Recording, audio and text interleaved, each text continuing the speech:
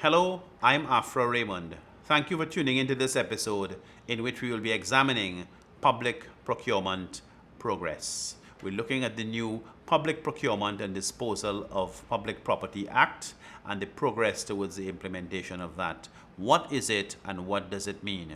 Another example of who is who and what is what. Thank you. Our country has had a long history of waste and theft of public money, otherwise known as corruption. We define public money as money that is due to or payable by the state or a company controlled by the state, including monies that the state would be liable for in the event of an insolvency by one of those companies. All of that means, in plainer words, that public procurement concerns transactions in public money, all transactions in public money. In other words, all monies that should be coming into the state and all monies that are liable to be paid out by the state. So the inward transfers of public money and the outward transfers of public money. It's an all-encompassing umbrella that is supposed to bring about better control of our public resources and, in fact, a great reduction in levels of waste and theft of public money. The new law was amended after the People's National Movement won the elections on the 7th of September 2015, and it was signed, assented to by President Kamona on the 17th of June 2016. So in fact, all that remains is for that new law to be implemented. And let me describe a little bit about what it means. What it means is that there will be a transparent and effective system, a central system of monitoring of public procurement that will take place through the network of state enterprises, statutory bodies and local authorities and ministries and so on, and the disposals of public property like leases and sale of property and so on, different types of rights. Those monitoring arrangements are transparently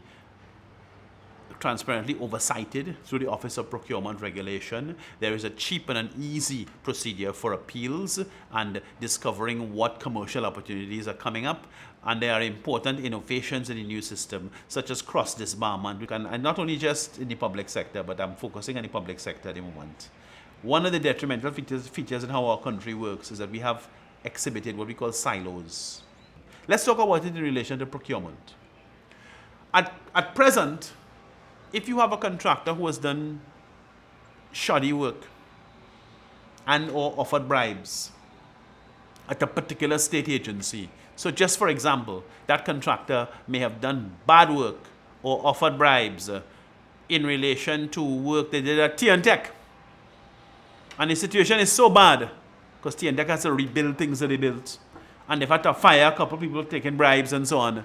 The situation is so bad that in fact T&Tech could take a decision, and it happens in our country, that they're not giving any more work to contractor X.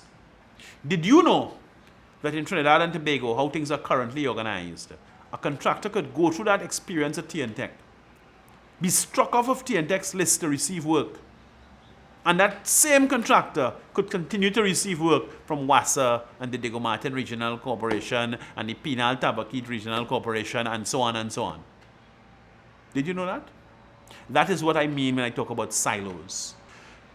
One of the big benefits and or improvements in the new public procurement and disposal of public property system will be that in fact a public authority making a procuring agency, which is the phrase in the law, making that kind of ruling that they're not going to give any more work to a particular contractor, has to report it to the Office of Procurement Regulation. And the Office of Procurement Regulation has the option to issue cross-disbarment, and in fact for up to 5 years to ban that person from receiving any state work. It could be 6 months, it could be a year, it could be 2 years. As I said, it could be up to 5 years, and that's a huge improvement. It also involves an effective penetration of what you might want to call the corporate veil. So these state enterprises all have to be represented by a named procurement officer who has responsibility. In the event of something improper or illegal taking place, that person would be subject to penalty under the new law, and all of the penalties include custodial mandatory custodial sentences, which means in plain language, jail. In fact, jail for them. What needs to happen before the new law becomes effective? The board of the Office of Procurement Regulation needs to be appointed, and that board is appointed by the President of the Republic after consultation with the Prime Minister and the leader of the opposition. And given the current imbroglio in which that individual finds himself, by which I mean President Carmona, we are actually looking at a very sobering moment. We have to have a board in which the broad public can have confidence. Upon the activation, which in law is called proclamation, upon the activation of the Public Procurement and Disposal of Public Property Act, the existing arrangement, the old-fashioned arrangement called the Central Tenders Board Act, is instantaneously extinguished. So once the Public Procurement and Disposal of Public Property Act comes into life, the Central Tenders Board dies. So in fact, the new operation had best be well established and have the full confidence of the participants if we are to have a chance to take the country forward. And of course, related to that is the question that if there's a doubt over the president and his judgment and his choices, reputable people who could receive a request to serve on that board could pause. And quite frankly, at this moment in our country's history, we don't need reputable people to pause. We need reputable people to come forward to serve in the national interest. So in fact, we're at a very serious moment where this matter is concerned. It's very concerning that there were some pointed allegations made. I mean, names, jobs, and so on. It wasn't vague. Pointed allegations were made in the media. I saw them, and I know most of you did, with respect to the president, and I'm using the word allegations quite purposely. There were allegations that concerned issues of nepotism and various appointments and employment situations and so on. And the president spoke to the country on Wednesday. Wednesday was the 28th of September 2016. You must remember these dates, eh? And he spoke for almost an hour. And as far as I could see, I listened to it and I read the statement several times. I don't think at any point His Excellency treated with those allegations, those pointed allegations of nepotism. I do believe it is in the public interest, in the country's interest, that we have a full and frank disclosure on those questions, so that that degree of confidence that is necessary for us to go forward is actually put on the table for us to decide whether we want it or not, and whether we're prepared to give the benefit of the doubt. The other thing I wanted to show you, sometimes it's a question of show and tell, you know, a picture is worth 1,000 words. I wanted to show you a document from our Caribbean brothers and sisters in Jamaica. This is the Contractor General's report from Jamaica, the Office of the Contractor General in Jamaica. This is their report. I think it's for the year 2013. And this report, within 2 covers, lists all the public sector contracts in Jamaica. It lists them in great detail. There's tables, there's charts, there's photographs of schemes that had problems, there's pie charts. It's packed with information. It's published and given to the Parliament, which is very similar to what has been proposed in our Public Procurement and Disposal of Public Property Act. And the Jamaicans have actually gotten it together to have this operation working in Jamaica. At the back of the document, there's actually a CD with all of it on soft copy. And in addition, it's also available on the website and a searchable database at the Office of the Contractor General in Jamaica. And the OCG, as they call it, the ocg.gov.ja. And this is what we're aiming for in Trinidad and Tobago.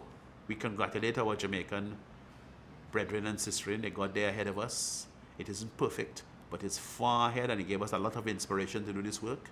And we thank them for the guidance and the leadership. Trinidad and Tobago, if we get this system working, we would now have the most advanced system. We would then have the most advanced system in the Caribbean to control the transactions in public money. We need to get this working, and we need to get it going as smoothly as possible, because at the moment we have a system in which white collar criminals run wild in our country.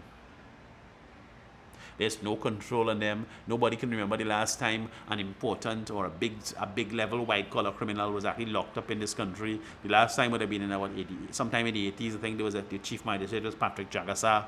Long time ago, he bought some car. He got 17 years jail and so on. This is sort of 87 or 88, almost 30 years ago. So the corruption continues mounting, more theft of public money, more waste of public money, more abuse of public office, and absolutely no redress. And in fact, it's what we call impunity. The Public Procurement and Disposal of Public Property Act is meant to effectively and transparently tackle that whole issue, that detrimental issue of impunity. Well, thank you for joining me on that episode dealing with public procurement progress. I'm Afra Raymond. You can follow the work at afraraymond.net, which is my blog. Or if you choose to get involved, you can become in organizations that do work in affiliated fields like the Trinidad and Tobago Transparency Institute, which I'm a member of. You can also join Disclosure Today, which does important work in freedom of information. Or you can participate in the Constitutional Reform Forum, which is a group that discusses and proposes changes to our Republic's Constitution for our benefit and the benefit of future generations. Thank you for your attention. Thank you.